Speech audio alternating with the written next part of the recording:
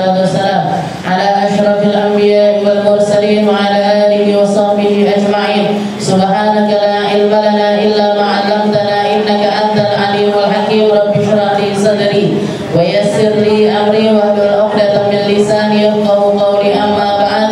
Alhamdulillah ala ni'matil Islam, alhamdulillah ala ni'matil iman, wa kafa biha min ni'mah. Alhamdulillah, segala puji bagi Allah Subhanahu wa taala yang memberikan kita sehat, yang memberikan kita sempat, yang memberikan kita langkah untuk duduk bersama-sama di majelis yang penuh berkah ini, baca rotibnya orang yang mulia, baca zikir dari manusia-manusia mulia, bawa sesuatu yang ditinggalkan oleh Nabi kita Nabi Muhammad sallallahu alaihi wasallam sebagai sebuah rezeki untuk kita, sebagai sebuah perkara yang layak untuk kita cari, sebagai sesuatu yang layak untuk kita perjuangkan, karena kesemuanya akan membawa kebahagiaan untuk kita dunia akhirat. Duduknya jenengan di sini bukanlah sesuatu yang sia-sia. Duduknya jenengan di sini, kumpulnya jenengan di sini adalah sesuatu yang Allah Subhanahu wa taala berikan kepada manusia-manusia pilihannya. Rasulullah sallallahu alaihi wasallam ini membawa sesuatu yang paling mulia, dan mereka-mereka yang meneruskan langkahnya Nabi juga ikut bawa perkara-perkara mulia tersebut. Maka ketika jenengan duduk di tempat semacam ini, jenengan ngambil dari apa yang diwariskan oleh Rasulullah sallallahu alaihi wasallam. Oleh karena itu, warisan yang semacam ini gak banyak orang sadar. Warisan semacam ini banyak orang lalai darinya. Warisan semacam ini banyak orang mengesampingkannya, dianggap sebagai sesuatu yang ya pengisi waktu, sebagai sesuatu yang ya timbang nganggur neng omah, ya sebagai sesuatu yang semacam pokoknya aku lek wis nganggur, lek wis ora punya apa, lek ngajine ku lek wis tuwek umur 50 umur. Banyak orang yang nganggapnya itu semacam itu. Padahal rezeki semacam ini, Bu, para ulama-ulama terdahulu itu memperjuangkannya dengan sepenuh jiwanya. Hartanya dikorbankan, waktunya dikorbankan, apapun yang mereka yang ada di dalam kehidupannya ini diperjuangkan untuk mendapatkan sebuah ilmu. Dan sesungguhnya lisan halnya ilmu, lisan halnya atau ilmu itu kan nggak bisa ngomong. Tapi kalau ilmu itu bisa ngomong, dia itu akan mengatakan atini kullat u'tikum ba'di. Kalau berikan aku semua darimu, aku akan memberikanmu sebagian darimu. Berikan aku segalanya darimu. Kasihkan umurmu untukku, kasihkan waktumu untukku, kasihkan hartamu untuk memperjuangkan aku, kasihkan semua yang kamu punya untuk aku. Engkau tak kei separuh diriku. Nanti aku ngasihnya sebagian dari aku. Lah kalau misalkan kita ngambilnya ilmu itu dengan niatan yo timbang nganggur, kira-kira ilmunya gelem apa ndak weh-weh kalau awake dhewe. Ini kira-kira ilmunya, makanya saya enggak heran, Bu. Keluar dari majelis kalau ada yang interview di depan, Ustazah Aminah tadi ngomong apa? Apa ya? Saya enggak heran. Saya enggak heran. Karena kebanyakan dari kita itu masih punya rasa yang semacam ini. Udah nganggur. Pokoknya pas ora duwe gawean, lek pas ora repot banget lagi budal. Jadi ini kayak ujung tombak, lek iki enggak lagi iki. Nah ini kalau udah kayak gini niatnya, ngarep-ngarep dadi ulama itu kondi, Bu. Wes ngaji ae terus lah. Pokoknya ngaji sampai mati istiqomah itu sapi banget. Makanya juga dibantu juga kita setiap kali mau ngaji kita hadirkan niat. Makanya jangan ketika niat itu jangan toleh sana toleh sini, jangan ngomong sana ngomong sini. Ojo karo weh-wehan banyu iki banyu habis kita roti panjangan, tapi yang serius di dalam niat tersebut. Minimal di awal itu kita dapat barokahnya. Barokah itu biasanya tempatnya di depan sama di akhir. Tengah-tengah berarti tidak apa-apa, ustaznya enggak gitu juga. Kalau saya tengah-tengah ditinggal ngomong dewe. Jadi di awal itu yang nawaitu ta'allum wa ta'lim. Allah Gusti niat ngaji tenan. Masih orang bawa pulpen, masih orang bawa buku, masih yo konsentrasinya kemana? Kue nawaitu. Nggih, nawaitu ta'allum wa ta'lim wa naf'al intifal, mudzakar wa tadhkir terus. Nggih, belum lagi nyampe nanti Allahumma inna nas'aluka al-ilma ladunni. Ya Allah, saya minta ilmu laduni ya Allah. Ilmu laduni ini Bu yang kalau di dalam Al-Qur'an itu yang diceritakan sama Allah Taala orang yang dapat ilmu laduni, itu Nabiullah Khidir. Nabiullah Khidir itu orang yang dapat dari Allah Taala ilmu laduni, ilmu yang enggak semua orang punya, ilmu yang mendatangkan kefahaman, ilmu yang bikin beliau ini ngerti. Ilmu laduni, karena banyak orang berilmu tapi enggak ngerti. Banyak orang berilmu tapi enggak bisa melakoni. Banyak orang berilmu, ilmunya ini bahkan cuma sampai kerongkongan aja. Mek iso ngomong tok enggak bisa melakoni. Jadi sedangkan ilmu laduni itu ilmu yang pahamnya dari Allah, ngertinya dari Allah. Setelah itu yuthmir yang nampak darinya adalah keberkahan dari ilmu tersebut. Yang bikin dia jadi orang sabar, yang bikin dia jadi orang syukur, yang bikin dia ngelakoni hidup ini bisa dengan bangganya menjadi umatnya Rasulullah Sallallahu Alaihi Wasallam, menjadi orang-orang yang hatinya penuh cinta kepada Nabi Muhammad Sallallahu Alaihi Wasallam. Itu semuanya ilmu laduni. Ilmu yang ngasih itu Allah Taala. Ini terus gimana kalau kita pengen dapat ilmu yang laduni yang sebenarnya ini gimana? Barengi ilmumu itu dengan ketakwaan. Wattaqullah wa yu'allimukumullah. Ittaqullah. Takwa dulu aja Bu. Oh disuruh Allah Taala salat, saya salat, disuruh puasa, saya puasa, disuruh nutup aurat, saya nutup aurat, waktunya bayar zakat, saya bayar zakat, waktunya silaturahmi, saya silaturahmi, waktunya untuk bakti sama orang tua, saya bakti sama orang tua, waktunya didik anak-anak yang benar, waktunya bakti sama suami, bakti. Ittaqullah, takwa aja dulu. Ingin menghindari maksiat-maksiat, menghindari ghibah, menghindari namimah, menghindari suudzon sama orang, menghindari hasud, menghindari kebencian dan lain sebagainya, dengan menghindari perkara-perkara yang buruk dan melakoni perkara-perkara sing api. Di situ nanti kalau jenengan barengi dengan ilmu, Allah Taala yang akan ngasih tahu. Ittaqullah wa yu'allimukumullah. Bertakwalah kamu kepada Allah Taala, nanti Allah Taala yang ngajarin. Nanti Allah Taala sing natak nih. Nanti Allah Taala yang menyelesaikan. Nanti Allah Taala yang bikin seluruh urusanmu ini akan tertib segalanya. Ini yang kurang dari kita ini takwanya. Yang kurang dari kita ini takwanya. Senengane ngenyang. Ini duit kuwe suwayae zakat apa durung, tapi kok akeh menar bayar zakat kok akeh mendingan tinggi ngene, mendingan tinggi ngene. Nah, sini enggak diajar-ajarin sama Allah Taala. Orang-orang dulu itu yang besar takwanya meskipun ilmunya itu sedikit. Orang-orang dulu itu takwanya yang besar, Bu. Takwanya kepada Allah Taala. Makanya negerinya itu jadi negeri yang aman. Kalau jenengan perhatikan orang-orang zaman dulu, orang-orang zaman dulu nutup aurat itu mungkin masih rapian orang sekarang. Masih lebih rapi orang sekarang. Jadi amaliyah dohirnya itu yang orang-orang zaman sekarang itu lebih rapi di dalam penutupan aurat. Tapi orang-orang dulu memiliki rasa malu yang lebih tinggi dibandingkan orang sekarang. Orang sekarang cadaran untuk nari-nari di TikTok itu banyak. Tahu jangan TikTok. Sing 40 ke bawah, oh iya. Nah, yang 40 ke atas apa TikTok. Jadi apa namanya biasa, orang pakai nggak usah riset. Saya juga baru sadar download TikTok itu. Habis anak tutup bikin konten apa TikTok baru download. Jadi orang pakai cadaran, nari-nari. Padahal dia nutup aurat secara sempurna. Tapi kenapa kok nggak malu di dalam menampakkan hal tersebut? Kenapa ini? Takwanya yang nggak ada.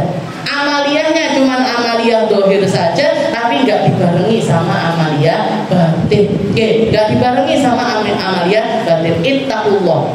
Kalau Allah Taala juga mengatakan wadaru dohiral itsmi wa batinah. Kamu kalau menghindari dosa, hindari dosa zahir batin. Hindari dosa itu yang nampak, hindari yang nggak nampak juga hindari. Yang nggak nampak ini gimana? Jenengan sholat tapi hatinya penuh kebencian sama orang, jangan sampai. Jenengan puasa tapi di dalam dirinya penuh suudon sama orang lain, jangan sampai. Oke, jenengan melakukan ibadah-ibadah setelah itu merasa menjadi seseorang yang paling mulia, jangan sampai. Hadir majelis satu solihah banget, ben kemis ngaji, oke, ben kemis ngaji nih gue harus sampai solihah kabeh. Bisa ora tau ngaji, ora solihah. Jadi ilmunya malah bikin ilmu ini malah justru bikin orangnya ini tadi, justru bikin pelakunya ini bukannya dekat sama Allah Ta'ala, malah jauh dari Allah Ta'ala. Wa daru zahiral itsmi wa batinah. Berarti gimana Ustazah, saya kalau ngamal ini gimana? Amal niatnya ditotong, amal hatinya dibersihkan, amal selalu koreksi diri sendiri, ngamal sing didelok awake dhewe enggak usah melihat orang lain. Jadi wadaru zahiral itsmi wa batinah ini Allah Ta'ala ngajarin, nyuruh kepada Nabi Muhammad SAW agar kita ini jalannya menuju Allah Ta'ala ini benar-benar di jalan yang lurus. Karena sesungguhnya amaliyah hati atau menghindari maksiat dan juga ngoreksi diri atau membersihkan hati itu bukan setelah amal, tapi malah justru pondasinya amal. Pondasinya amal itu hati yang bersih. Amalnya banyak atau sedikitnya itu istilahnya enggak terlalu diperhitungkan sama Allah Ta'ala, enggak terlalu diperhitungkan. Makanya Nabi Muhammad mengatakan umatku itu masuk surga itu bukan karena banyaknya salatnya mereka, bukan karena banyaknya puasanya mereka, bukan karena amaliyah dohirnya mereka yang banyak, enggak, tapi li salamati qulubihim, karena hati mereka yang selamat. Iki lho, duwe hati sing selamat ini lho sing angel banget. Punya hati yang enggak punya kebencian kepada orang, enggak punya suudon sama orang, enggak punya dendam sama orang, enggak punya rasa-rasa yang enggak enak sama orang lain. Ini harus terus kita koreksi. Dan kalau kita masih punya rasa-rasa yang semacam itu, minta sama Allah Ta'ala, ya Allah, keluarkan rasa ini dari dalam diri saya, jangan engkau cabut nyawa saya ketika rasa ini masih ada di dalam diri saya. Rabbana la tuzigh qulubana. Ya Allah, jangan engkau cabut rasa-rasa indah dari dalam diriku, dan jangan wala taj'al fi qulubina ghillan. Jangan sampai di dalam hati kami ini ada rasa enggak senang sama orang lain, satu pun jangan ada. Maafkan semuanya. Kalau istilahnya maafkan. Kalau ada orang salah sama kita, dimaafin. Kalau ada orang pernah ngomongin kita di sepuro, angel Ustazah, angel, makanya pahalane gede. Lek pahalane titik, hadiahi banyu sak gelas, tau payung katanya Mbak Nina. Jadi kalau yang kecil-kecil pahalanya aja kecil juga. Jadi amaliyah besar itu berat, tapi pahalanya luar biasa di sisi Allah Subhanahu wa Ta'ala. Kita lanjutkan pembahasan kita di dalam kitab Sulamut Taufik. Nih kalau enggak diteruskan enggak katam-katam. Sampai meh suwek bukunya tapi enggak katam.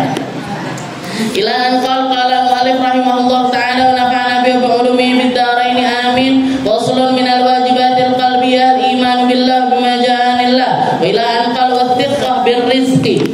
Kita masih ada di dalam bab yang membahas tentang kewajiban setiap mukmin. Kewajiban setiap mukmin. Jadi bahkan Habib Abdullah bin Husain bin Thahir mengasih judul di dalam bab ini adalah orang muslim itu harusnya kayak gini. Orang muslim itu harusnya punya hati semacam ini. Orang muslim itu harusnya punya keinginan seperti ini. Orang muslim itu harusnya yang diperhatikan tentang perkara-perkara yang semacam ini. Al-imanu billah wa bima ja'anillah. Iman sama Allah, iman sama semua yang datang dari Allah, iman kepada Rasulullah, iman kepada semua yang datang lewat lisannya Rasulullah sallallahu alaihi wasallam. Jadi masuk ke dalam agamanya Allah Ta'ala ini udkhulu fis silmi kafah. Kalau kamu sudah jadi orang Islam, jadilah orang Islam yang kafah. Kafah ini gimana? Ya semua yang Allah Ta'ala perintahkan kita lakukan nggak dipilihi Bu, nggak dicutii. Ya Allah, saya minta hati saya selamat dari kebencian, kecuali benci sama orang itu. Ini jenenge dipilih. Ya Allah, kasih saya kebaikan untuk diri saya. Sing kuwi ndak usah dikei ya Allah. Jadi udkhulu fis silmi kafah. Kalau masuk ke dalam agama Islam menjadi orang Islam yang kafah. Orang Islam yang kafah itu banyak, istilahnya modelnya banyak. Kalau Nabi Muhammad mengatakan al-muslim man salimal muslimun min lisani wa yadi. Orang muslim itu apa ya Rasul? Orang muslim itu orang yang orang lain selamat dari tangan dan juga lisannya. Orang yang selamat dari tangan dan juga lisannya. Jadi lisannya nggak gampang nyakitin orang, tangannya juga nggak menyakiti orang lain. Nah, yang kita bahas sekarang setelah kita bahas tentang as-sabru amma haramallahu taala, tentang bab sabar, wa ala mabtalaqallahu bi, dan juga tentang kesabaran atas bala dari Allah, wa thiqah birrizqi. Sekarang kita babnya adalah bahas tentang as-thiqah birrizqi.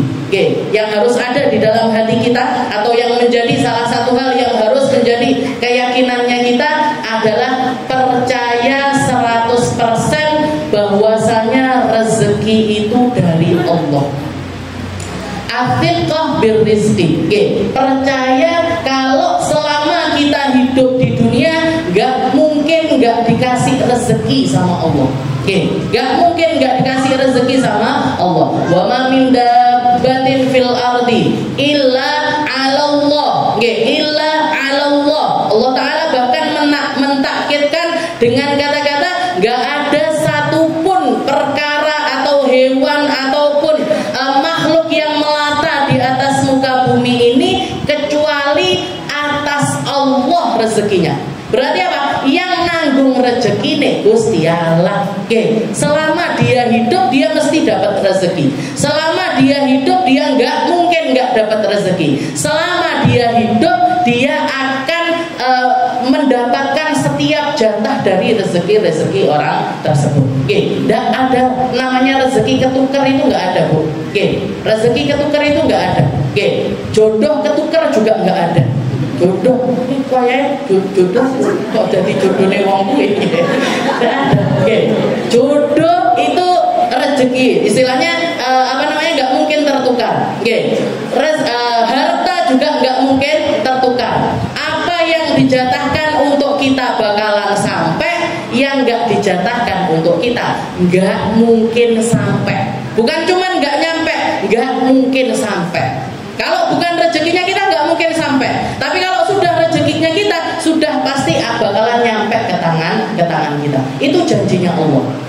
Rizqukum fis sama wa ma tu'adun. Katanya Allah Ta'ala, rezekimu itu sudah ditulis. Sebelum kamu ada, rezeki itu sudah diciptakan. Sebelum kamu tercipta, rezeki itu sudah diciptakan. Sebelum kamu ada, Allah Ta'ala sudah noto rezekimu masing-masing. Gak ada yang ini harusnya miliknya ini harusnya milik ini, gak ada. Apa yang milikmu akan jadi milikmu, yang bukan milikmu gak mungkin nyampe kepada diri. Rizqukum fis sama, rezekimu dari yang di atas, rezekimu dari Allah. Wa ma tu'adun. Ini janjinya Allah Ta'ala. Dan Nabi Muhammad SAW juga mengatakan, la yamut ibnu Adam. Katanya Nabi Muhammad, gak akan mungkin mati seorang anak Adam hatta yastakmila rizqah, sampai dia itu menyelesaikan rezekinya. Sampai, jadi bukan dia yang menghabiskan rezeki, tapi rezeki yang harus menjadi jatahnya orang tersebut. Kalau misalkan kita nafas kita ini masih tersisa, misalkan sekian kali tarikan, ribuan kali tarikan, atau jutaan kali tarikan, kita nggak akan dimatikan sama Allah Ta'ala kecuali nafas itu memang waktunya habis. Kita makanan atau minuman yang nyampe ke kita itu ya memang yang Allah Ta'ala takdirkan untuk kita. Yang nggak takdir untuk kita nggak nyampe ke kita, Bu. Jadi ini perkara yang dirisaukan oleh semua penduduk dunia. Asli nih perkara sing wis ditetapne sama Allah Ta'ala, wal qalamu qad jaf, dan tulisannya itu sudah kering, nggak bisa diganti lagi. Tulisannya sudah kering dari Allah Ta'ala. Kamu dari umurmu sekian, jodohmu ini, rezekimu sakmene, semuanya sudah ditakarkan sama Allah Ta'ala. Yang untuk dirimu bakalan nyampe, yang enggak untuk dirimu enggak bakalan nyampe.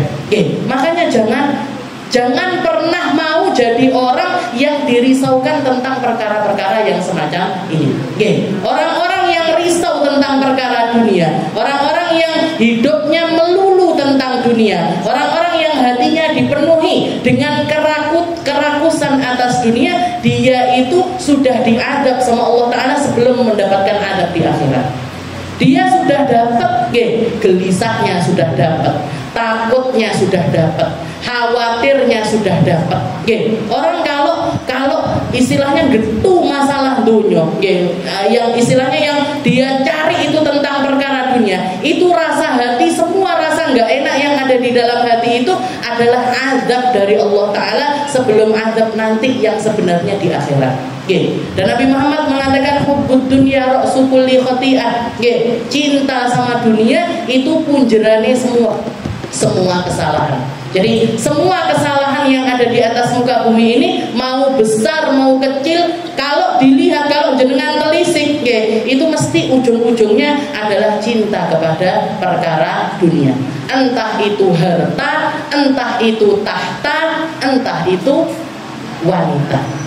Kalau enggak goro-goro kedudukan, ya gara-gara harta, ya gara-gara perempuan. Telu iki. 3 perkara ini yang menjadi asal muasal dari semua kesalahan. Dan dari 3 perkara ini, Bu, yang paling buruknya adalah hubbul jah. Keinginan atau kecintaan kepada pangkat. Kecintaan kepada istilahnya dituakan, dihormati, dapat kedudukan, itu adalah sesuatu yang merusak segalanya. Merusak segalanya. Dan biasanya orang-orang yang punya ilmu, orang-orang yang memiliki ilmu, cobaannya di 2 perkara ini tadi. Fi hubbul jah wa hubbul mal. Cinta kepada dunia dan juga cinta kepada kedudukan. Cinta kepada dunia semacam apa? Orang ngajar ilmunya Allah. Orang-orang datang kepada dirinya nyari Allah Ta'ala, sedangkan dia ngelihat manusia ini, ngelihat orang-orang ini sebagai jalannya dia untuk nyari dunia. Ini seburuk-buruknya dai, seburuk-buruknya orang yang punya ilmu. Yang dikhawatirkan sama Nabi Muhammad melebihi kekhawatirannya kepada Dajjal. Yang lebih aku takutkan untuk umatku adalah ulama as-su, ulama yang buruk, ulama yang menyesatkan, ulama yang menyesatkan. Nah, potensi penyesatannya ini paling besarnya karena 2 ini. Karena dia rasuk di dalam dirinya cinta kepada dunia, dan yang kedua cinta kepada kedudukan. Ulama lek wis main politik, Bu, wis. Ulama kalau sudah dideketin pejabat, wis. Ulama kalau sudah dideketin sama petinggi-petinggi negara, itu fitnahnya itu luar biasa, dan perangnya dia kepada dirinya sendiri ini juga harus luar biasa sekali. Jadi kalau sudah kejangkit 2 hal ini, katanya Nabi Muhammad, ini orang ini manusia, ulama-ulama yang semacam ini lebih aku takutkan dibandingkan Dajjal.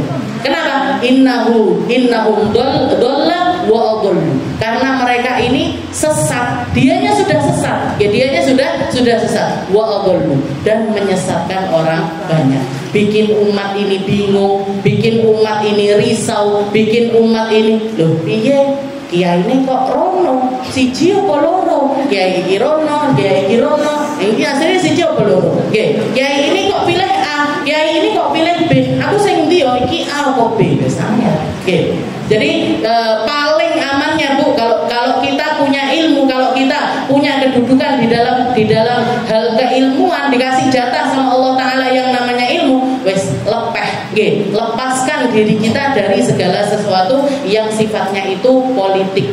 Kecuali kalau kita kuat, kecuali kalau kita itu orang yang kuat, orang yang istilahnya mampu di dalam mengemban hal tersebut. Kayak saya tahu Syekh Said Ramadan Al-Buti, salah satu ulama dari daerah Syria, beliau itu terkenal sebagai ulama yang dekat sama pejabat. Dekat sama pejabat, sehingga dimusuhi dimusuhi. Misalnya beliau kiai dekat sama pejabat, kiai-kiai yang lainnya ini akhirnya benci sama beliau karena dianggap penjilat, dianggap ngambil keuntungan, dianggap begini begitu dan lain sebagainya. Tapi ketika orang-orang mendekati beliau, Syekh Ramadan Al-Buti ini mengatakan, saya mendekati pejabat untuk meminimalisir keburukan mereka.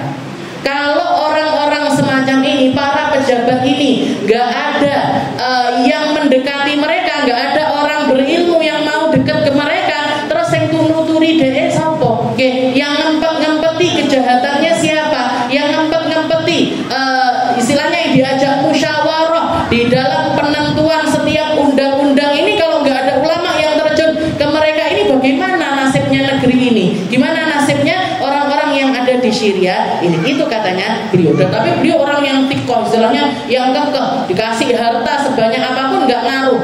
Jadi benar-benar tulus dekat sama pejabat ini karena biar omongannya ini masih diterima sama mereka, biar omongannya ini masih dianggap sama para pejabat, sehingga kalau mau bikin kebijakan-kebijakan itu konsultasi sama beliaunya. Nanti kalaupun misalkan nggak bisa ngampeti keburukan itu, tapi minimal bisa meminimalisir dari keburukan yang akan terjadi. Jadi tetap ada ulama-ulama lurus yang memilih untuk dekat kepada pejabat. Istilahnya gini Bu, kalau kita bukan ulama, mandang ulama ini kok dekat sama pejabat ini kok dekat sama pejabat ini, kita yakini saja mereka ini orang berilmu, mereka ini orang ngerti, mereka ini orang paham. Semoga apa yang mereka lakukan ini untuk membentengi para pejabat-pejabat ini, biar negeri ini nggak rusak.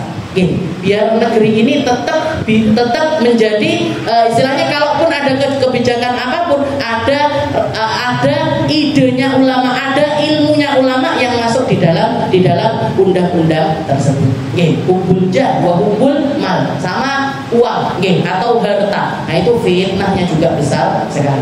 Makanya abah saya dulu itu ngajarkan karena ngelihat saya mulai ceramah ngaji dan lain sebagainya, biasanya kan diamplopi, meskipun di sini ndak Bu, tapi ndak apa-apa, saya memang karena kan tetangga, ini masjid saya, istilahnya sering istilahnya dapat uang dan lain sebagainya, Abah saya itu bilang, katanya beliau, ini ilmu yang beliau ajarkan, kalau kamu dikasih uang, dikasih amplop dan lain sebagainya, masukkan di satu tempat, nggak usah langsung udah dapat langsung dibuka. Untuk majelis ini sakmene, majelis ini sakmene. Nah, itu kalau kamu ngelihat, mesti berubah rasamu, mesti berubah apa yang di dalam hatimu, karena tahu, neng kene aku mesti untuk edit, neng kene mesti untuk sakmene. Nah, ada yang kebayang hal-hal yang semacam itu. Kata abah saya, masukkan, nanti suruh buka orang lain, dibukai, sehingga kamu nggak ngerti berapanya dari mereka. Jadi hatimu tetap bisa terjaga dari rasa-rasa yang buruk, dari fitnahnya dunia ini tadi,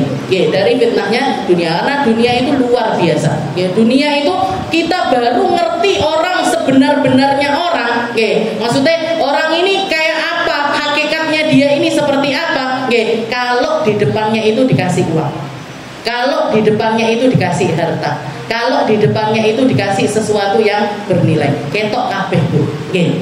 Kalau jenengan mau lihat modelnya satu aja dari sisi kerakusan manusia ini, kalau jenengan pengen ngelihat keadaan wong iki ngene, itu lihat jenengan ketika datang ke kemanten standing party. Itu ketok kabeh. Ada yang datang bawa piring, Mas neng kene ora usah kathek sego, lawu pentol sak munjung, udang sak munjung. Nah, nggak mikir yang belakangnya nanti makan apa, komanan apa enggak, iso maem apa enggak, dapat jatah apa enggak ini istilahnya nggak ngereken.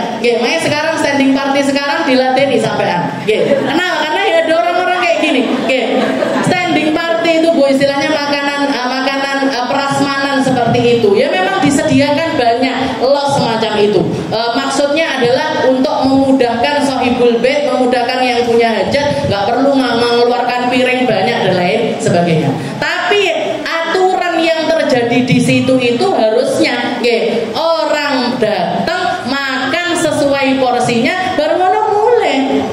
Habis itu pulang, nggak terus ya dicipi semuanya nggak apa-apa. Tapi yang sekiranya itu bisa yang bisa dihabiskan. Yang sekiranya itu bisa dihabiskan. Nanti makan sedikit ditekek, makan sedikit ditaruh, makan sedikit ditaruh. Akhirnya mubazir di mana-mana. Istilahnya seperti itu.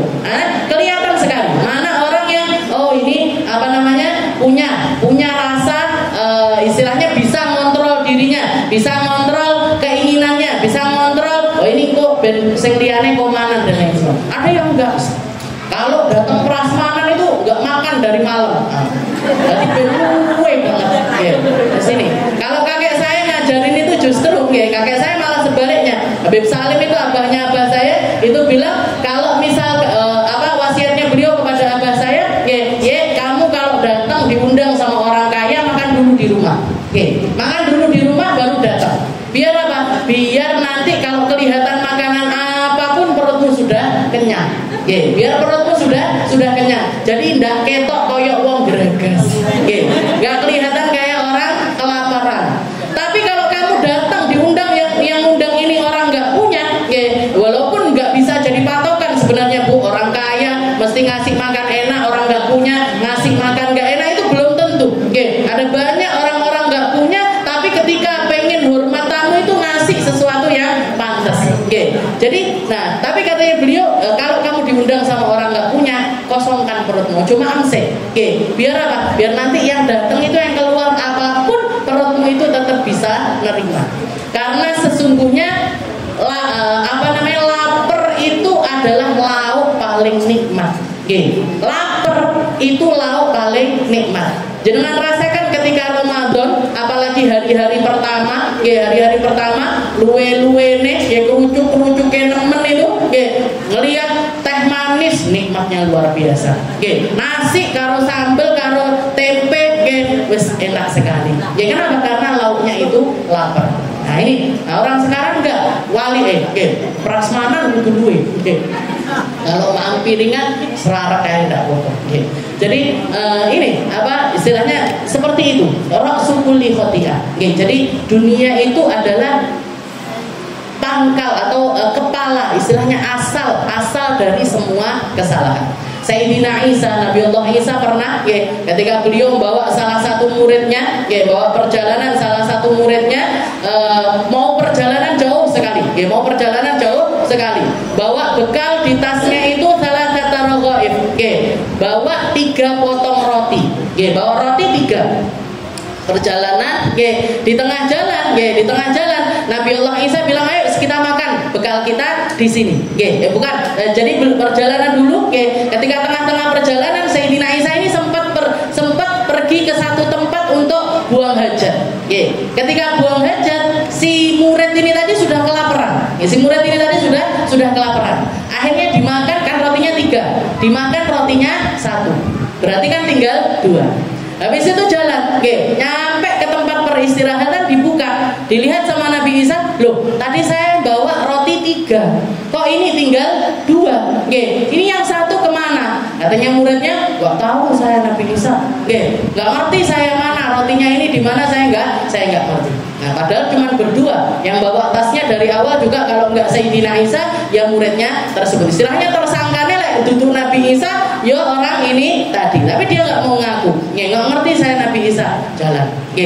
Akhirnya nyampe ke satu tempat, di dalam hutan itu ada kelihatan tulang belulang, ada kelihatan tulang belulang. Mukjizatnya Nabi Isa itu kan bisa menghidupkan sesuatu yang sudah mati. Maka Nabi Isa mengatakan, ya Adam, wahai tulang, biidznillah, hiduplah lagi kamu dengan izinnya Allah. Maka si murid ini tadi ngelihat di depan matanya tulang itu dilapisi sama daging, dilapisi sama otot, dilapisi sama darah, dilapisi sama syaraf-syaraf, terus sampai menjadi bentuk aslinya, jadi seekor kambing hidup lagi, jalan lagi.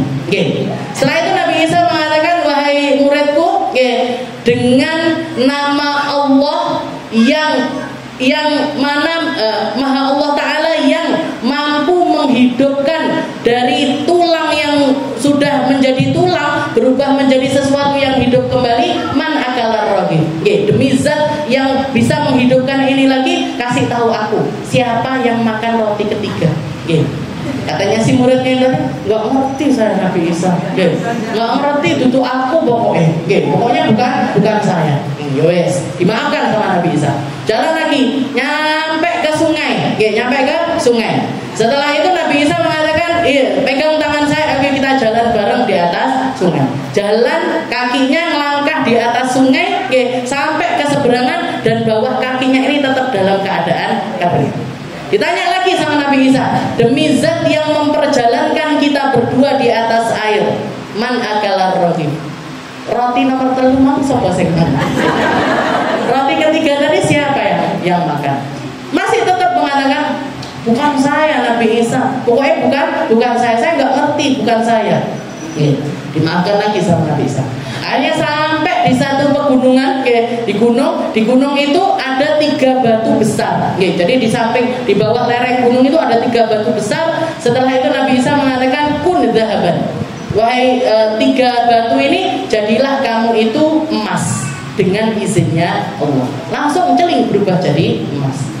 Katanya Nabi Isa, ini emas ada 3 bongkahan. 1 punya saya, 1 punya kamu, 1 punyanya orang yang makan roti. 1 punyanya orang yang makan roti ketiga. Katanya si murid ini tadi, saya Nabi Isa yang makan roti. Berarti jatahku loro. Berarti jatah saya dari emas ini tadi 2. Maka Nabi Isa mengatakan, kalau kamu itu punya, istilahnya kalau kamu jadi murid saya dengan melihat segala macam mukjizat yang tadi kamu saksikan, tetap tidak merubah keinginanmu di jalannya Allah Ta'ala, kamu tetap jadi orang yang rakus, kamu tetap jadi orang yang cinta kepada dunia, kamu tetap menjadi orang yang semacam itu, fahadha firaqu baini wa bainak. Maka sekarang saya nggak bisa lagi jalan bersama. Kamu jalan sendiri, saya akan jalan sendiri. Nggak apa-apa wes, pokoknya duit emas loro. Berarti yang satu buat saya juga. Ya, PPN. Jadi 3 bongkahan emas tadi diambil sama dia semuanya. Pergi Nabi Allah Isa, ditinggalkan muridnya itu tadi. Nabi Isa nggak mau punya murid yang semacam itu. Ditinggal sama Nabi Isa, ganti dia yang bingung. Punya emas 3 bongkah besar-besar, diangkat abot, ditinggal mau dipeluk, terus piye bingung dia. Ini mau diapakan ini emas 3 ini tadi mau diapakan? Ketika dia dalam keadaan bingung seperti itu, datang 2 orang preman. Datang 2 orang preman. Premannya ini ngelihat ada orang di sampingnya ada emas 3, wes motone ijo, Bu.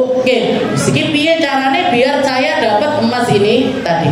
Hanya bikin kesepakatan. Segini aja lah. Ini satu-satu. Kita kan bertiga. Ini satu-satu. Satu-satu. Tapi kita cari cara gimana biar emas ini tadi bisa kita bawa pulang. Biar kita bisa jual di kota. Ya sudah, kalau gitu tak jagain dulu.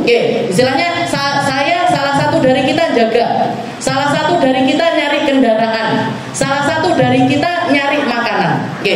Salah satu dari kita nyari makanan, salah satu dari kita nyari kendaraan. Siapa ini yang nyari makan? Yang nyari makan yang punya emas itu tadi. Salah satu preman yang jaga, yang punya emas pergi untuk nyari makan. Satu lagi nyari kendaraan. Si orang yang punya emas ini pergi karena lapar, sudah roti ini kan harus tekat mau. Lapar, dia ke kota nyari makan. Ketika dia makan, bungkus untuk temennya, preman 2 itu tadi dibungkuskan. Setelah dia makan, dia mikir-mikir, ini nanti kan yang satu datang bawa mungkin truk, tronton, apa-apa buat ngangkut itu tadi, nanti kendaraannya bakalan datang. Saya makan, tapi kalau emas ini tadi dipek karo wong-wong kui, padahal asalnya kan punya saya, eman-eman. Akhirnya dia setelah dia makan, yang bungkusan 2 ini tadi diracun. Yang 2 bungkus nasi ini tadi bukan nasi bopong, zamannya Nabi Isa belum ada nasi kayaknya. Jadi yang 2 bungkus nanti dipiuri racun. Sedangkan yang di sana, yang di sana, ini yang bawa kendaraan sudah datang. Preman sama temennya ini tadi sudah datang. Ini kita kalau 3 ini dibagi berdua lumayan, siji separuh. Terus gimana? Nanti kalau orang yang punya emas ini tadi datang, kita bunuh aja. Begitu dia datang, kita kita bunuh. Nanti emasnya kita bawa bareng berdua. Dibagi wong loro. Akhirnya nyampe, begitu datang, langsung dibiong sama dua preman tersebut, mati. Mati, dua orang tadi mati. Yang dua orang ini tadi sebelum berangkat, sini lumayan ini makanannya, kita makan dulu. Dimakan dulu, dimakan. Akhirnya makan, mati dua-duanya. Akhirnya mati bertiga, di sampingnya emas-emas 3. Gak lama setelah kejadian tersebut, Nabiullah Isa balik lagi ke tempat tersebut. Setelah itu melihat ada 3 emas, di sampingnya ada 3 jenazah. Ada 3 orang mati. Katanya Nabi Isa, hakadat dunia. Seperti inilah hakikatnya dunia. Kamu mati-matian nyarinya, kamu melakukan segala hal untuknya, kamu menghalalkan segala cara untuk mencapainya, padahal emasnya ndak kena diutik-utik. Karena apa? Karena bukan rezekinya mereka bertiga.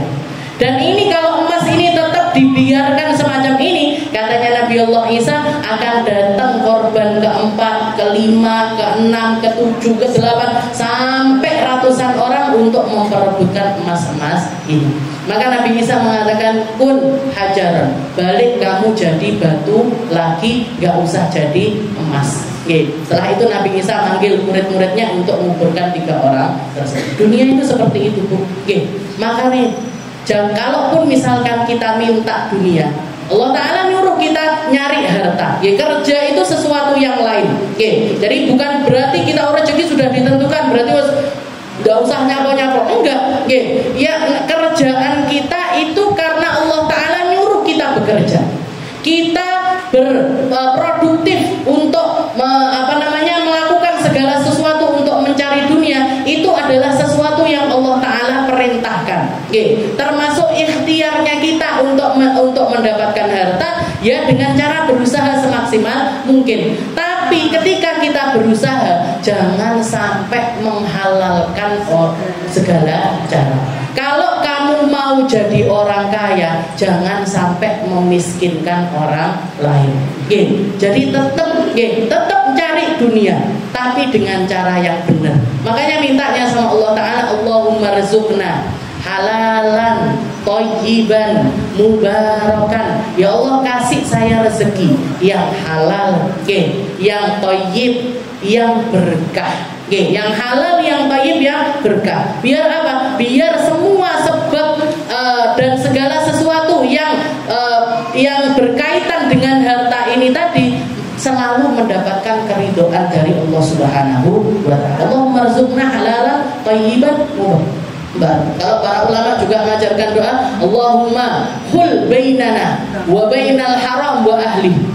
Ya Allah, jauhkan saya sejauh-jauhnya dari harta yang haram dan orang-orang yang berkaitan dengan harta yang haram.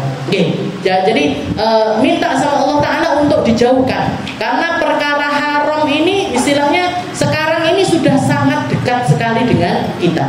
Harta haram itu di mana-mana ada, harta nggak baik itu di mana-mana ada. Pilihannya cuma kita mau ngambil apa enggak, kita mau dapat apa enggak, kita mau mengkonsumsi atau tidak.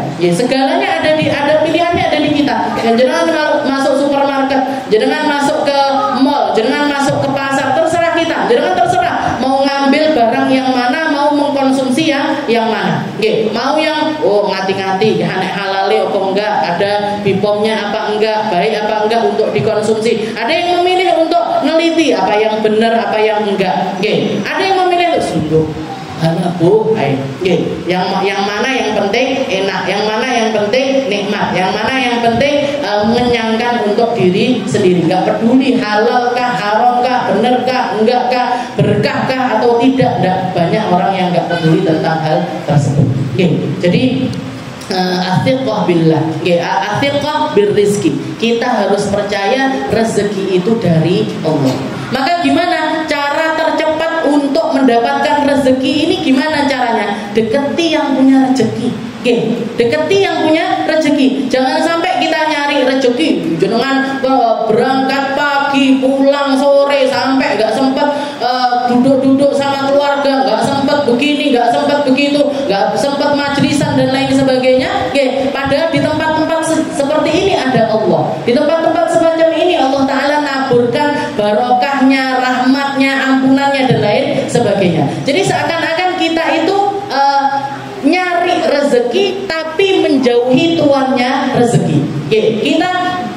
Kita nyari perkara-perkara yang kita anggap sebagai rezeki untuk kita, tapi mengabaikan sang pemilik rezeki. Padahal Allah Ta'ala itu salah satu namanya Ar-Razzaq. Ar-Razzaq itu apa? Razzaq itu pakai sighah fa'al.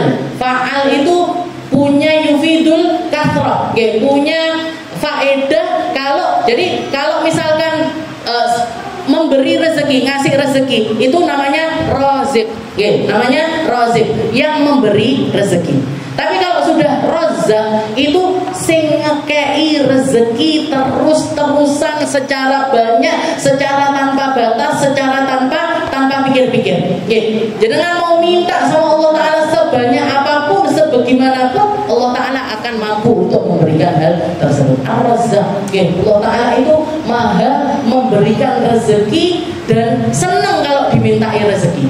Dan Nabi Muhammad mengajarkan kita, kamu minta sama Allah Ta'ala apapun, hatta milih.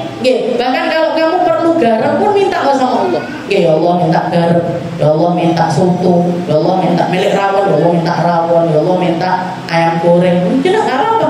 Minta uang boleh apa tidak? Boleh. Ya Allah Gusti nyuwun duit, nyuwun minta uang, enggak apa-apa.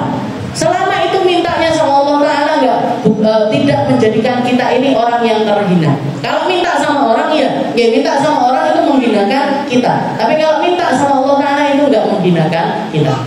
Tapi kalau minta sama Allah Ta'ala jangan melulu tentang perkara yang semacam ini. Ada banyak hal yang perlu kita minta sama Allah Ta'ala lebih dibandingkan harta-harta yang semacam. Dan rezeki itu sebenarnya kalau dipikir-pikir ada 3 macam. Ada rezeki untuk badan kita, ada rezeki untuk akal kita, ada rezeki untuk hati kita. Ada rezeki untuk akal kita, ada rezeki untuk hati kita. Banyak orang sadarnya rezeki itu tentang badan. Apa yang dimakan, apa yang dipakai, apa yang diminum, apa yang ditinggali, apa yang dikendarai. Nah itu dikira itu rezeki. Padahal itu rezeki. Ya bagian rezeki yang terendah, yaitu rezeki untuk badan kita. Ada yang lebih afdal lagi untuk kita minta. Apa itu? Rezekinya akal, yaitu ilmu.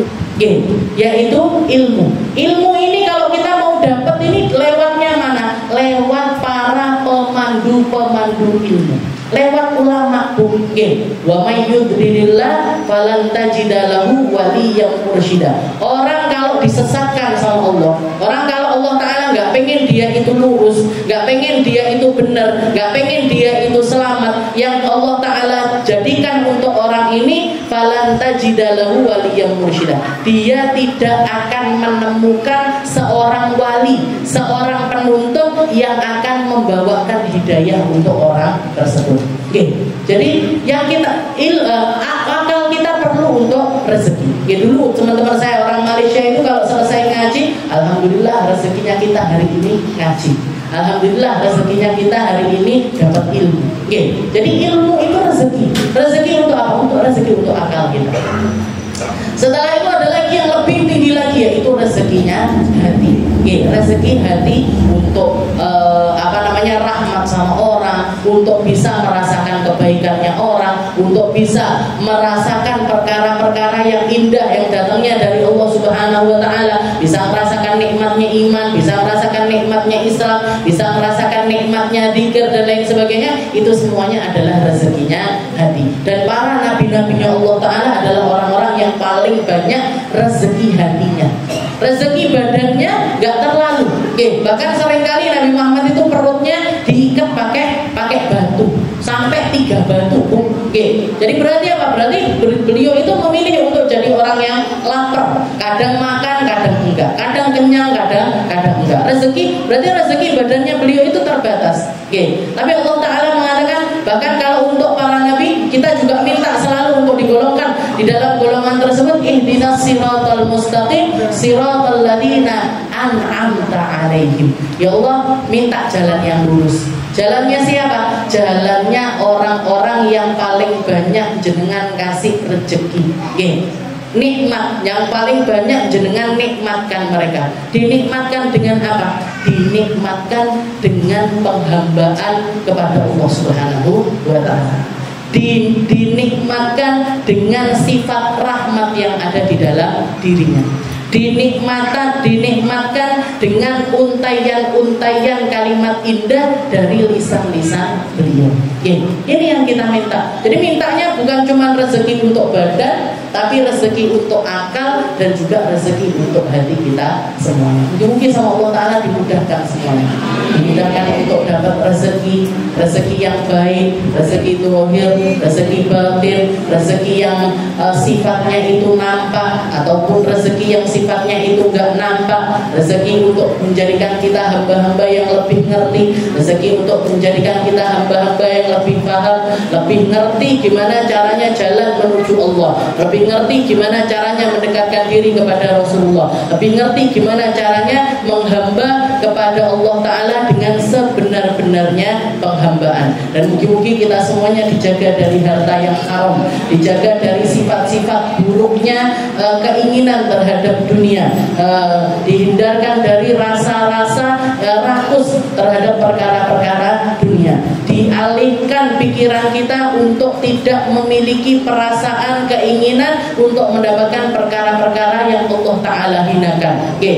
Jabatan itu dihinakan sama Allah, dunia itu dihinakan sama Allah, harta itu dihinakan sama Allah Ta'ala. Jangan sampai perkara-perkara yang semacam ini menjadi perkara yang kita pikirkan sampai bikin kita ini sumpah, sampai bikin kita ini nelongso, sampai bikin kita ini merasa menjadi seseorang yang